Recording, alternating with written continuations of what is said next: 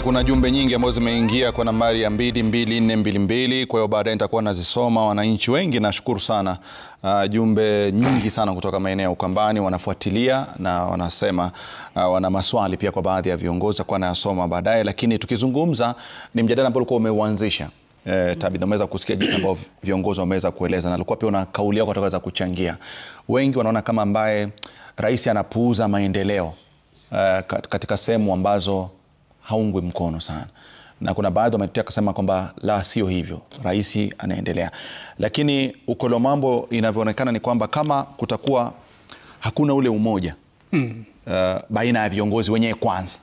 Kwa hiyo unaweza kuwa na tofauti ya vyama lakini mnazungumza kwa sauti moja. Lakini hapa inaonekana kwamba tutazungumza kwa sauti moja kama Tabitha atakuja upande wangu, ama tutazungumza kwa sauti moja kama Tabitha atawavuta naye waje kwa upande wake wa kisiasa. Hii inatupeleka wapi, Tabitha? Swala la umoja wa viongozi wa region ya Ukambani ni swala sasa imekomaa. Na ni mazungumzo ambayo yanapaswa kuwa wakati huu. Yani it's at the right time. Kwa sababu kwa muda mrefu kumekuwa na mvuto. Wakati nimesikiza wenzangu wakizungumza, unajua inashangaza saa zingine vile ni kama we vile una boma yako leo Rashid, alafu ukifika kwa decision making unapata ama majukumu unapata unataka kugawanya ule mke na mume, unawatenganisha. Wasahau ya kwamba ile ni boma na ni moja. Najaribu kusema nini, Rashid? Nimesikia wenzangu wakijaribu kusema maendeleo ambaye Rais Uhuru alifanya. Lakini mbona tunasahau kwamba ilikuwa serikali ya Rais Uhuru na Daktari William Ruto. Hayo maendeleo walifanya kwa upamoja. Itakuwaje leo tuwaweka William Ruto kando katika yale maendeleo tuwayataja leo ambayo viongozi nasikia waki acknowledge ile naibu rais wakati alikuwa na misukosuko ni kama hakuwa 100%. Tunaongelea maendeleo. Na swala tunalozungumzia tunazungumzia swala la maendeleo. Hata sio swala ya misukosuko huku na kule ama hapa na pale. Ni swala la maendeleo. Mbona leo tunasema ya kwamba Uhuru alifanya A, B, C and D. Alifanya peke yake? Alifanya akiwa na Daktari William Ruto kwa miaka 10. Kwa sasa hivi ndio kiongozi aliopo rais wa nchi sio mwingine ni William Ruto. Na swala ni zile projects ambazo wao walianzisha. Kwa sababu walianzisha kwa pamoja. Ni heshima tusiweze kuyasahau hayo. Na we give credit where it's due. Swala ni mipangilio sasa iliyopo, one, kukamilisha zile projects ambazo walianzisha wenyewe. Na kwa hekima ndogo, ni ngumu upate ya kwamba zile projects sasa walianzisha ikuwe sasa hivi tunasema ya kwamba sasa ni kama zimekatizwa. Atakuwa aje alianzisha projects na ikuwe ya kwamba anakatisha. Ukiangalia kisiasa unapata ya kwamba nasikia wangu wa upinzani wakijaribu kumvuta sana aliyekuwa rais wa nchi, sio mwingine ni Uhuru, kuweka ya kana kwamba alikuwa bora peke yake. Walikuwa bora wote wawili. Na kujibu maswali ya development katika region ya Ukambani, mimi nilipoanza nilisema ya kwamba mazungumzo yetu yamekuwa yakikata cross all the constituencies zote za the 3 counties za Ukambani. Na priority ikiwa ni jambo la maji. Nimesikia ndugu yangu Mheshimiwa Mwalio ameeleza kwa upana mambo ya maji, ameeleza.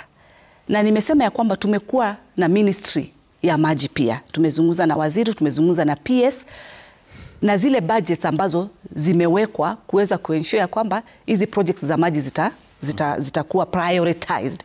Kwa sababu priority yetu ni mambo ya maji Ukambani. Na hiyo ndio jambo tumeweka mbele.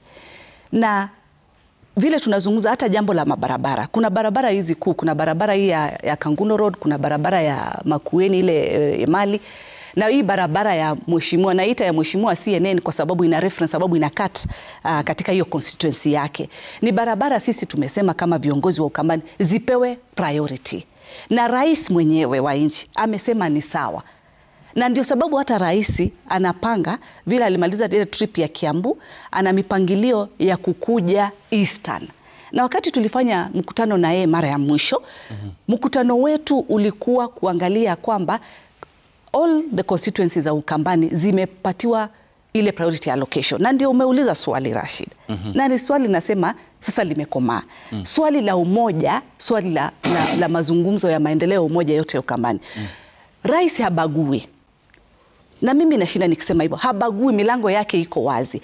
Ameingia Western, ameita wabunge wote, viongozi wote wa Western. Wameitika na wameingia pale, wameweza kuzungumzia mipangilio. Na nikisema mipangilio tuelewe, Wakenya tuelewe, ni mipangilio kulingana na ile priority na kulingana na projects zile ambazo zilikuwa either zimestall ama zimefikia nusu ama ziko kiwango fulani. Badala ya kuanzisha mradi mwingine upya kuanzia pale zero, upate ya kwamba imewekwa na viongozi wamekubaliana. Wamesema ya kwamba wacha huu mwaka hizi projects zimalizike. Wenzangu wamesema ya kwamba wanaelewa hizi miradi kwa sababu wanasema fedha ambazo zimepeanwa na nchi ya Uchina na Kenya ilikuwa iongeze allocation yake na mambo kama hayo. Sasa tunavyozungumza rais yuko wapi? Yuko katika ile nchi. Ishara ya kwamba nimesikia mwenzangu wa senator colleagues wangu wote wawili wamezungumzia wakispecify pesa ambazo hata za Thwake Dam ambazo zilitoka nchi ya Uchina. Na akiwa pale kwa sababu mambo ya Thwake Dam ni mambo tumezungumzia kwa meza. Na kwa hivyo it's at the right time hii discussion ya funding kutoka China. Na kuna swali nitakuuliza kabla nimlete ndugu yangu Enoch tukiendelea, na furahi jinsi ambavyo tunajaribu kuweza kuangalia changamoto, lakini pia tunaangalia sana umuhimu wa kuweza kuja pamoja. Yes. Tabitha, nimeweza kuona kiongozi wa Wiper Bwana Kalonzo Musyoka akishinikiza sana umoja, sema kwamba Wakamba waje pamoja ili sauti yetu isikike, sauti yetu iwe na nguvu. Na wewe umesema kama ulivyoulizwa wenzako kwamba leo ukiitwa na rais utaenda, na mimi nitakuwa swali moja. Hivi vikao vya Bwana Stephen Kalonzo Musyoka vya kushinikiza umoja, laiti leo mbiu ya mgambo itapigwa kwamba njoni tuangalie mustakabali wa Ukambani. Tabitha, wafika katika vikao hivyo? Rashid, kwa mazungumzo ya maendeleo ya watu wetu, mazungumzo ya development, mazungumzo ya kuona vile tutasonga mbele, aswa kwa discussion ya ile priorities za zile projects, hamna shida. Wakamba wanalipa kodi kama vile Wakikuyu wanalipa kodi, vile watu wa Western wanalipa kodi, vile watu wa Coast wanalipa kodi. Na tulipoanza tulisema hivi.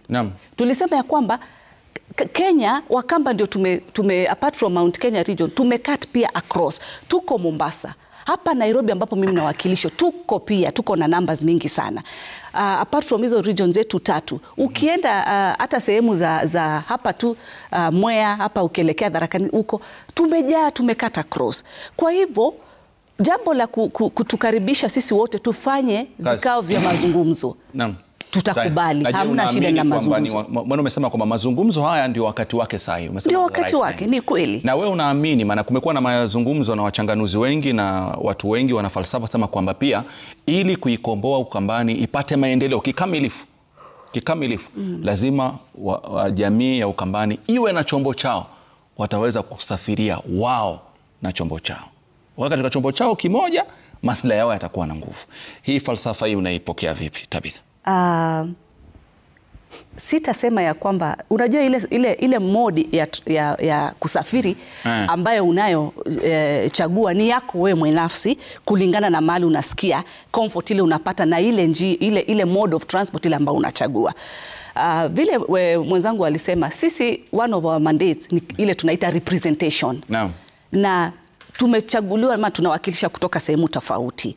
Na tukimaliza kuchaguliwa, Rashid, sisi kama wawakilishi na representative, sasa ndio tuko na ile nafasi ya kuweza kukaa katika hiyo upper level, tuweze kuzungumzia kwa hiyo haijalishi umepita na chombo gani. Chagua chombo chako mwenyewe. Wananchi ndio wamekuchagua.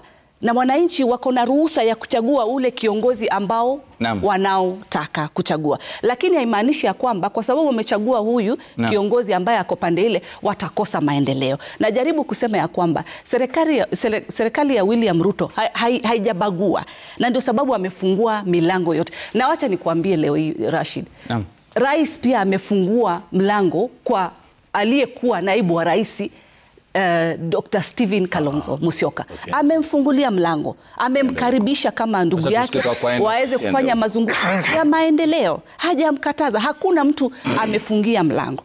Sio makosa kusema hivyo. Swali zuri sana, maana najua kwamba uko karibu sana na kiongozi wa Stephen Kalonzo Musyoka, na kauli ambayo imezungumzwa na Tabitha umesema umetingisha kichwa kwa haraka. Lakini anachosema ni kwamba sio kwamba ni wale ambao labda pengine alikuwa waziri mkuu na nani ambao wameambiwa waje tu kwa maslahi ya taifa. Anasema hata kiongozi wa Wiper amefunguliwa mlango, ambao njoo tufanye kazi, na najua ninapohitaji Wiper wewe unaijua Wiper zaidi. Hii kauli ya Tabitha unaipokea vipi kwanza? Nashukuru Rashid. Mwanzo atujibu tu kwa sentence moja. Kuna jambo ulimuuliza na akasema sisi tuseme Uhuru alifanya kwa sababu alifanya pamoja na alikuwa naibu wake wakati wa mbele rais wa sasa. Pamoja. So miradi yote walifanya pamoja, maendeleo walifanya pamoja. Sasa yeye nataka atufafanulie, kwa sababu wao wamekuwa na maneno mengine ambayo yaeleweki kidogo. When it is convenient wanasema Ruto alikuwa naibu wa Uhuru. Kwa hivyo kama ni credit watu wawili wapewe. Lakini kukiwa na shida wanasema hapana, unajua sisi tulitegwa, kwa hiyo serikali hatukuwa karibu hapo, sisi hatujui. Sasa hawa vile waliingia serikali, jambo moja tu alafu I'll make my contribution. Walisema walikuja wakapata fedha za treasury uko Central Bank, zimechukuliwa zote, ya kukuwa na pesa. Walisema walikuta all the accounts zilikuwa zimekuwa cleaned up. Sasa hilo jambo walifanya pamoja ama ni moja alifanya mwingine hakufanya? Sababu serikali kwa moja sio? Serikali moja, Tabitha ajibu. Hiyo ilifanyika tangu. Walibeba pesa pamoja ama ni moja alibeba? Wacha tumsaidie. Hata kabla utusaidie. Ngoja. Mwenye jambo ni huyo. Sema na. Wazungu walisema you can't have your cake and eat it. Pale mwanzo nilisikia ndugu yangu Enoch amesema wakati mtu anashindwa kujibu maswali anaanza kuyauliza yeye mwenyewe. Tena imegeuka vipi sasa yeye mwenyewe anauliza maswali Rashid. Rashid, mimi nashangaa mbona yeye mwenyewe sasa amekuwa Rashid, ni wewe tuwatuliza maswali ama ni yeye atuliza maswali ama namna gani? Moja hiyo tu alafu nitaendelea na maneno yangu.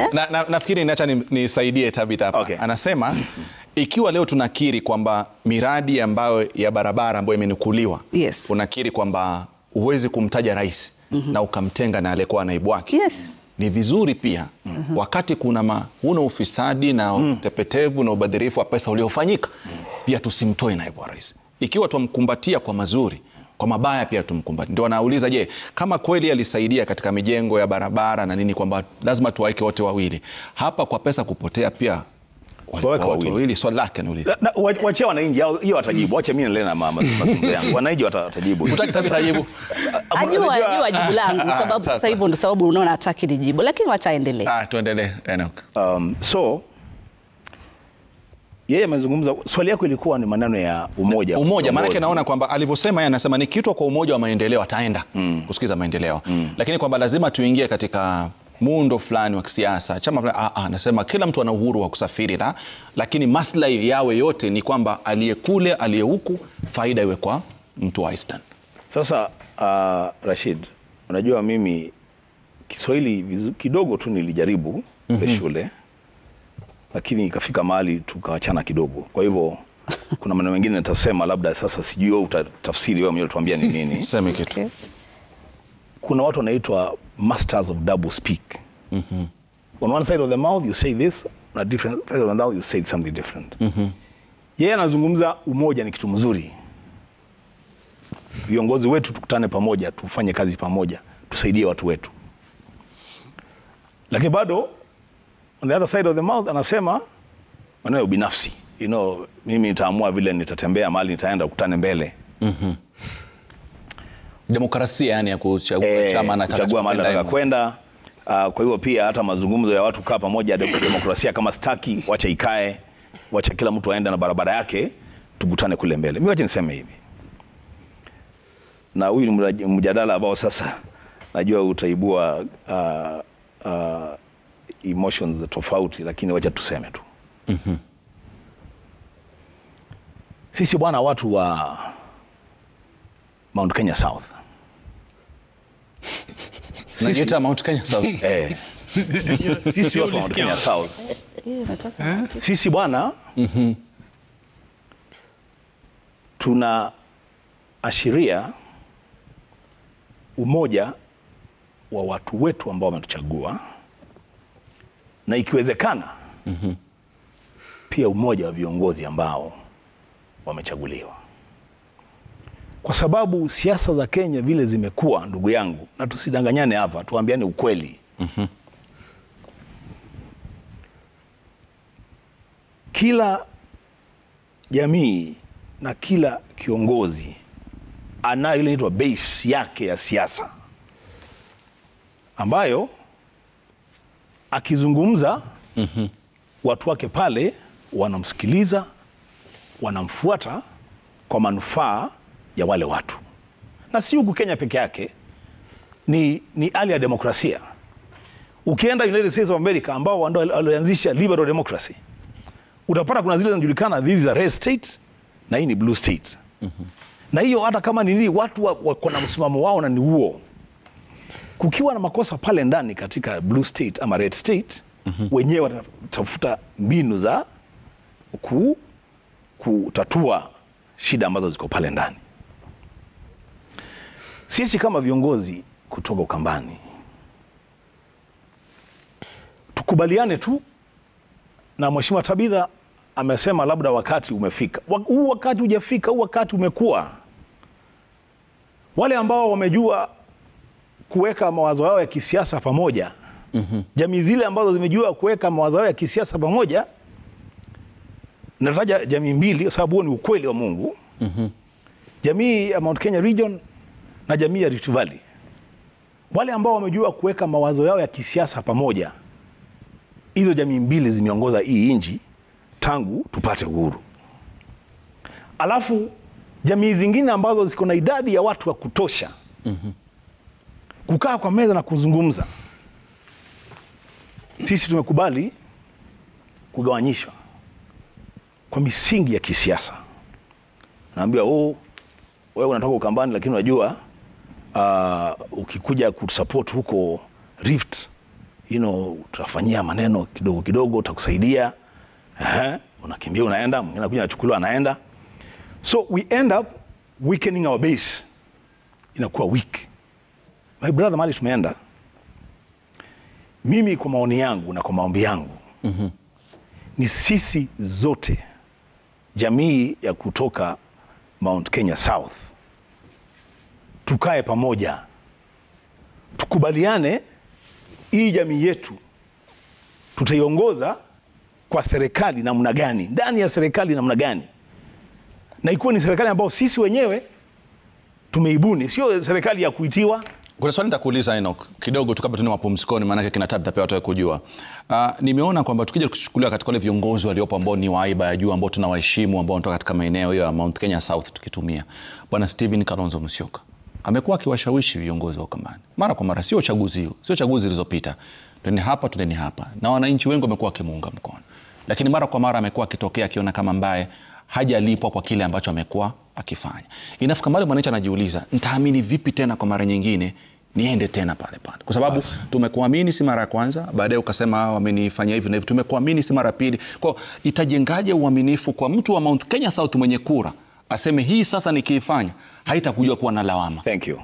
Very good question. Sasa hata nikijibu unifukuze studio bila kwa sana. Ndugu yangu, sitakufukuza. Sasa nitangazie wa Kenya, si wa Kamba, wa Kenya. This time round 2027, Mungu akitujalia, kwa sababu wai ni wa Mungu pia. Jina la Stephen Kalonzo Musyoka litakuwa kwa ballot kama presidential candidate. na running mate. Nirudie. Sasa unangaje nini sasa?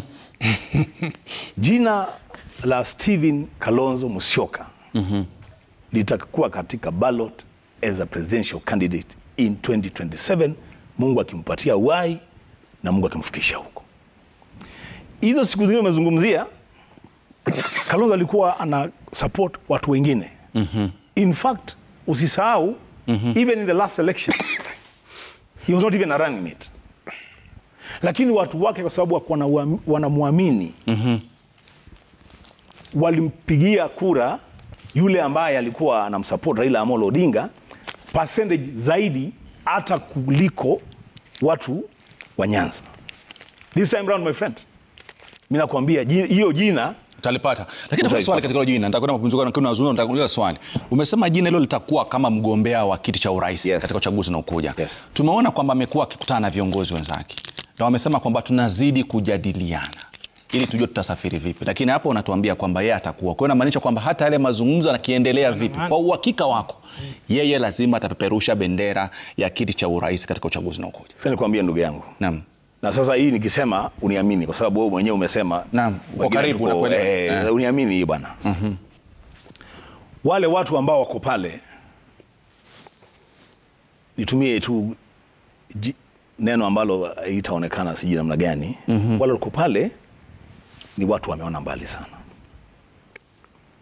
Sisi tunajua na tunaelewa ya kwamba huu mlengo mwingine wa kisiasa unapanda mbegu za kutawanya wale watu na maswali kama hayo. Wewe sasa ukisema ni wewe na huyu mwingine pia namna gani, na huyu mwingine namna gani? Mbona yeye Ruto anasema 2027 atakuwa katika ballot na pale kuna principles wengine? Wao wataenda wapi? Pale kwake kuna principles wengine. Kuna Wetangula, yeye Musalia amefunga chama yake na akaingia ndani, lakini kuna principles, kuna Mutua, kuna Raila, kuna watu wengi wako pale karibu na yeye. Yeye anakisema atakuwa president, wao wengine wataenda wapi? Mbona iwe ni shida Kalonzo akisema atakuwa katika ballot kwa mlengo ambao wako nao, lakini siwe ni shida kwa rais akisema atakuwa katika ballot? Ni kwa sababu moja na kueleza ndugu yangu. Kama kunaye kiongozi hii Kenya, na hawa wanaweza zungumza na waseme yao, lakini kama kuna kiongozi ambaye atapeleka Ruto nyumbani asubuhi 2027 ni Kalonzo Musyoka. Shikilia hapo, tarudi hapo baada ya muda usio kwa mrefu. Anasema Enock Wambua, seneta, kama kuna kiongozi ambaye anaweza kumnyima William Samoei Ruto kwa rais kwa awamu ya pili, si mwingine isipokuwa Stephen Kalonzo. Maoni yake kuja kuzungumza na watu washasema maoni yake, atakuja kuzungumza mengi baada ya muda usio kwa mrefu.